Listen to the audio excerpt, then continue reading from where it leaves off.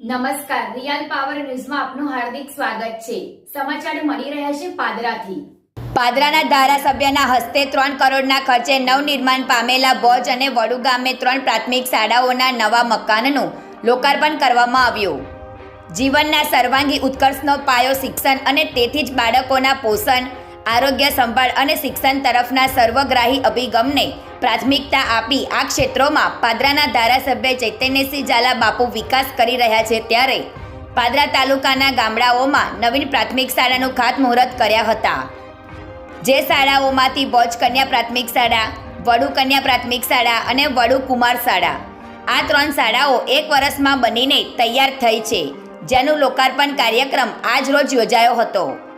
આ પ્રસંગે પાદરાના ધારાસભ્ય ચૈતન્યસિંહ ઝાલા, શિક્ષણ સમિતિ ચેરમેન જિગ્નેશભાઈ વસાવા, તાલુકા પંચાયત પ્રમુખ હંસાબેન વસાવા, જિલ્લા પંચાયત સદસ્ય અર્જુનસિંહ પટિયાલ સહિતના હોદ્દેદારો, સરપંચશ્રીઓ, શાળાના આચાર્ય, શિક્ષકો, વાલીઓ, બાળકો ઉપસ્થિત રહ્યા હતા।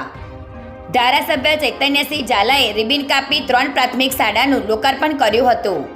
આવેલા મહેમાનોનું શાલ તેમજ પુષ્પગુચ્છથી સ્વાગત કરાયું હતું। પ્રકાશ પટેલનો રિપોર્ટ, રિયલ પાવર ન્યૂઝ।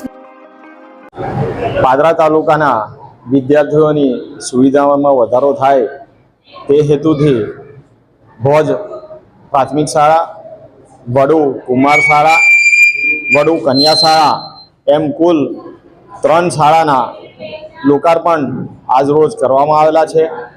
આ શાળાઓ કુલ 3 કરોડના ખર્ચે બનીને તૈયાર થઈ છે, જેમાં તમામ પ્રકારની સુવિધાઓ સાથે સેફટીની સુવિધાઓ પણ રાખવામાં આવેલી છે। ગુજરાત સરકાર એ બાળકોના ભણતર પર ખાસ ધ્યાન આપી રહી છે, કારણ કે આજનું બાળક એ આવતીકાલના ગુજરાતનું ભવિષ્ય છે, જેથી કરીને ગુજરાત સરકાર એ ખાસ બાળકોના ભણતર પર ધ્યાન આપી રહી છે। તેમાં વડુ ગામના તમામ આગેવાનોએ ખૂબ જ સહકાર આપ્યો છે।